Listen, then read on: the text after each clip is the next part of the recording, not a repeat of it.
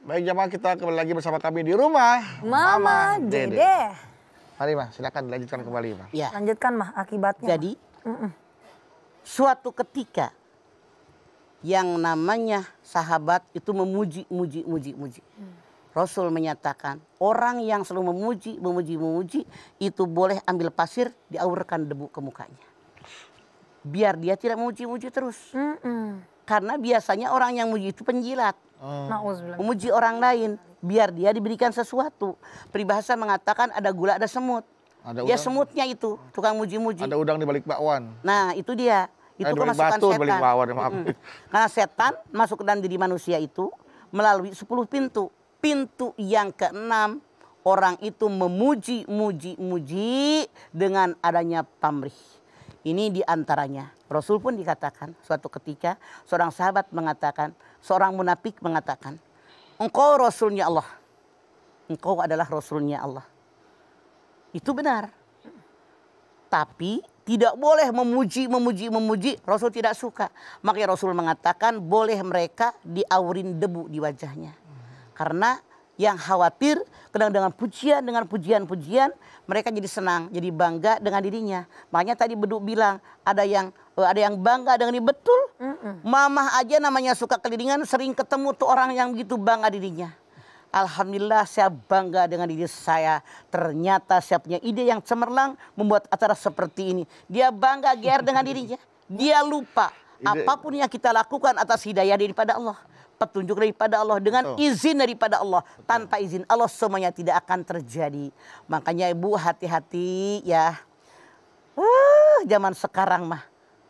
Apalagi bikin masakan dipuji. Saya yang menciptakan resepnya. Masya Allah. Ini menu buatan saya. Lihat penampilannya sangat lezat. Silahkan Anda mencobanya. Masakan saya gitu loh. Itu orang sombong.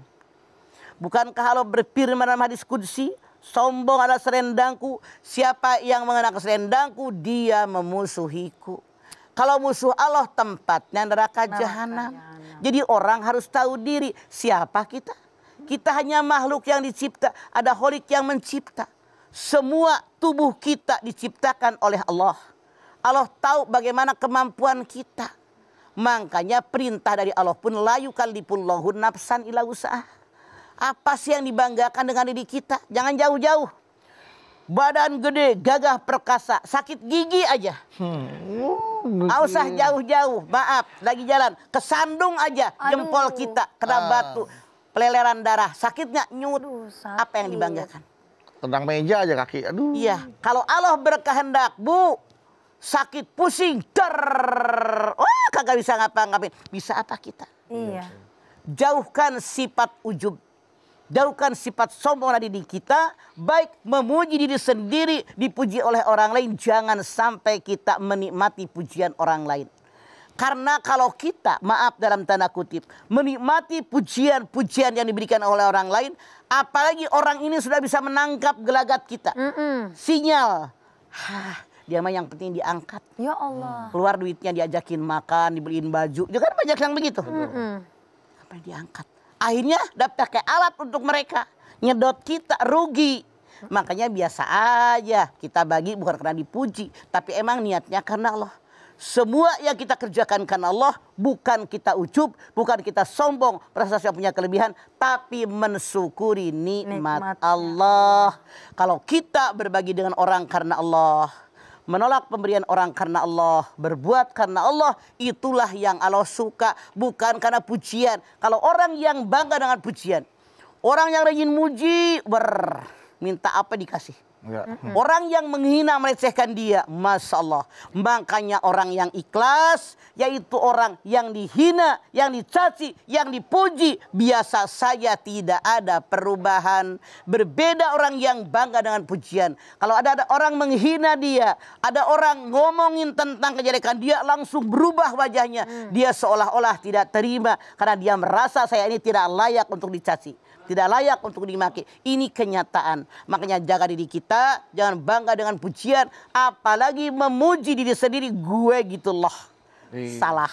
Allah sangat tidak suka dengan orang tadi. Ya. Biasa dipuji-puji, lama-lama akhirnya dia tidak terbiasa menerima kritikan dan masukan. Begitu dia terima ada orang mengkritik, dia marah. Marah. Dia nggak terima, tidak akan berubah. Padahal siapa yang sempurna? Ketika kita mendapatkan kritikan, mendapatkan koreksi dari orang lain, bersyukur, alhamdulillah ya Allah, masih ada orang yang sayang dengan kita. Kenapa? Yang namanya teman yang sejati, teman yang bisa menemani kita dalam keadaan baik maupun tidak baik, apalagi dalam kondisi kita terpuruk, dia bisa menyadarkan kita tentang kesalahan kita. Itu sahabat yang terbaik. Beda kalau yang numpang hidup, kan banyak. Banyak mah. Giliran lagi di atas, wih, contoh jangan jauh-jauh caleg. Wih, banyak orang yang ngerubutin. Proposal ini numpang makan, Ada. numpang bensin, numpang tol kemana-mana dibayarin, Benar. numpang hotel di mana-mana dibayarin. Mengpang-mengpeng, bikinlah proposal, bikin masjid, bikin musola, bikin jalan, bikin jembatan, bikin lapangan bola, bikin segala macam futsal dan seterusnya. Biar keluar nih. Ternyata nggak kepilih. Saya tanya, yang tadinya ngerubutin, tetap ngerubutin apa mundur? Mundur. Mundur. Yang mundur artinya numpang hidup. Yang nempel walaupun kita jatuh itu sahabat sejati. Tetap melekat dengan kita. Dalam kita kondisi di atas maupun di bawah. Bahkan mereka lebih menjaga kita. Kalau dia sahabat yang sejati. Jadi kita harus bisa memilah dan memilih orang penjilat dan orang teman sejati kita. Hati-hati. Semoga Soalnya kalau orang itu dijauhkan ya. mengucapkan terima kasih, kita patut membalas dengan ucapan terima kasih juga ya. Mbak? Betul. Malam yaskurunas lam yaskurillah. Siapa yang tidak berterima kasih kepada manusia, dia tidak bersyukur kepada Allah. Kenapa? Hati orang tadi memberi kepada kita digerakkan oleh Allah. Tanpa Allah gerakan, nggak bakal dia membagi sama kita. Ya. Terima kasih, itu boleh ya, Mas? Iya, bukan boleh, kudu. Kudu harus, Pak. Kudu. Saat dipuji, Karena orang mengucapkan tadi terima kasih. memberi kepada kita digerakkan hatinya oleh Allah. Tanpa Allah gerakan nggak bakal ngasih sama kita. Artinya kalau kita bilang terima kasih sama dia, bersyukur dengan pemberian Allah melalui dia. Ya, Mah, ini menarik. Ketika saat ini kaum milenial di sosial media banyak yang menggalakkan self love. Pasti Mas Bedu dan juga pemirsa sering dengar juga ya. Jadi justru merasa bahwa supaya memiliki kesehatan mental, memiliki motivasi diri, kekuatan psikis maupun psikologis ya. Jadi mereka menggalakkan self love. Jadi membanggakan dirinya sendiri, memuji dirinya sendiri dan itu diposting di sosial media. Tujuannya katanya untuk meningkatkan kepercayaan dirinya. Bagaimana tanggapan Mama? Tanggapan saya salah dan sangat salah. Artinya dia ini bangga dengan dirinya sendiri.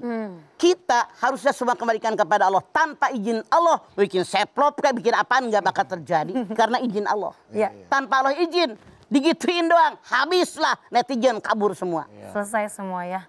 Masya Allah. Apa yang dibanggakan? Jadi kita nggak boleh menyamakan sifatnya Allah yang satu. Ya iya, gak bisa. Siapa kita? Ya, Baik. Jangan lupa kacang dengan kulitnya. Iya. Mah, kita nanti lanjutin lagi ya, Ma ya. Ibu-ibu yang ada di studio nih, Ping pasti pada mau nanya sama Mama ya. Tunggu dulu ya Bu ya, sabar karena ada pesan-pesan yang melewat dulu. Pemirsa di rumah jangan kemana-mana, tetap bersama kami di Rumah Mama Dede.